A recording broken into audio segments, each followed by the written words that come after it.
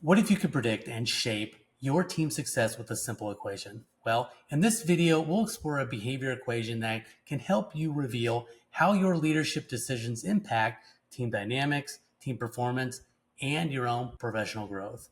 Coming right up.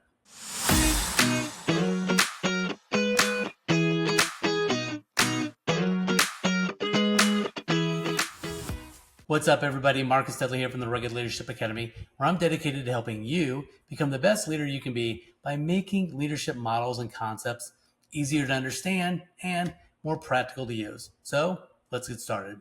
Last week, I shared some of my personal experiences from my time in the United States Air Force and my time playing rugby for the United States Combined Service Rugby Team. Now, the focus of that video was primarily on what's called adaptive leadership. And if you haven't watched that video yet, I would highly encourage you to do so because it dovetails the focus of this video very nicely.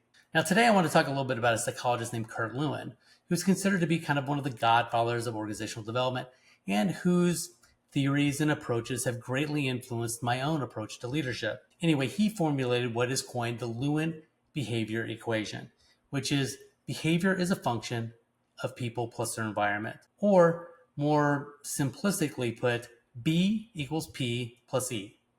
Now, this equation is valuable because it asserts that individual and group behavior really arises from the dynamic interplay between individual characteristics, motivations, and their environment. In other words, our behaviors are influenced by who we are as people and by the people in the environment that surround us. Shocking, right? I mean, I know it's not. But as a leadership coach, consultant, and educator, I've found that the impact of that concept, or what that equation represents, is often overlooked from a leadership perspective. Now, before I jump into some real life examples, do me a quick favor, hit the like and subscribe button below.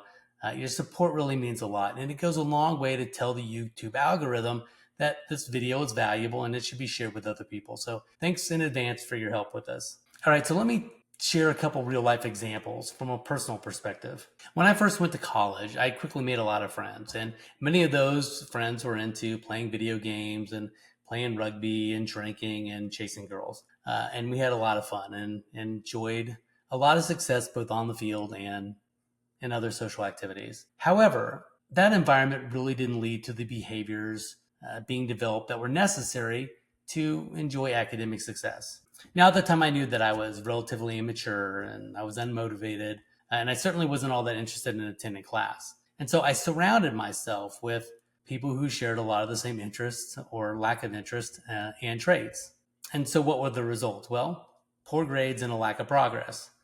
And this really was a direct byproduct of the environment and the people that I chose to hang out with. Now, realizing the need for change is one of the reasons that I joined the United States Air Force, because I was really seeking a more disciplined and structured environment. And it was really this transition that created the opportunity for me to play rugby for the United States Combined Service Rugby Team, where that environment was markedly different than the one I was used to. Now, this team was composed primarily of people or players who had come from some of the top military academies in the country. And by that, I'm talking about the United States Air Force Academy, the Naval Academy, West Point, etc. Now, the common traits of these individuals and players were, they were extremely disciplined and they had attention to detail, drive, they were relentless, very adaptable, and they had a strong sense of honor in terms of representing and serving their country.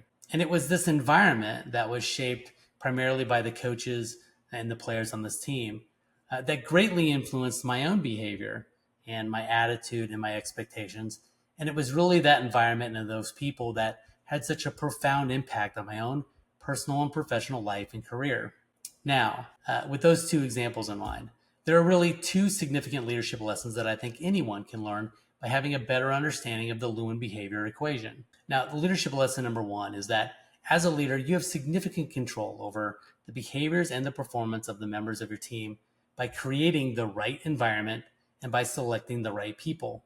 And by having high expectations and hiring individuals with the right character and the right habits and the right work ethic, you can really lead or create a team that reflects those same qualities. Conversely, if you allow behaviors that don't align with your standards, or if you bring in individuals that are allowed to disrupt those standards or norms or expectations, you'll quickly see the negative impacts or changes that it will have on the group's behavior. Leadership lesson number 2 is this, that in order to grow as a leader, it really is so important for you to seek out the environments and the people who display the behaviors and the results that you aspire to achieve. And whether that's at work or through hobbies or through clubs, etc., it's really these environments and people that will have a positive impact on your expectations, your mentality, your behavior, and ultimately your performance. So in summary, Kurt Lewin's behavior equation, or B equals P equals C,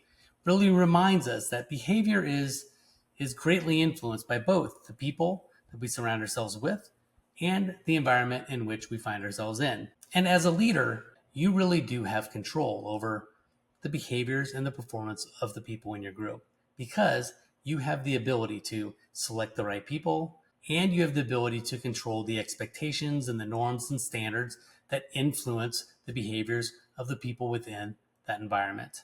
And I encourage you to use this information and new understanding to not only build better teams and more effective teams, but to help create the environments that will help you grow individually and professionally.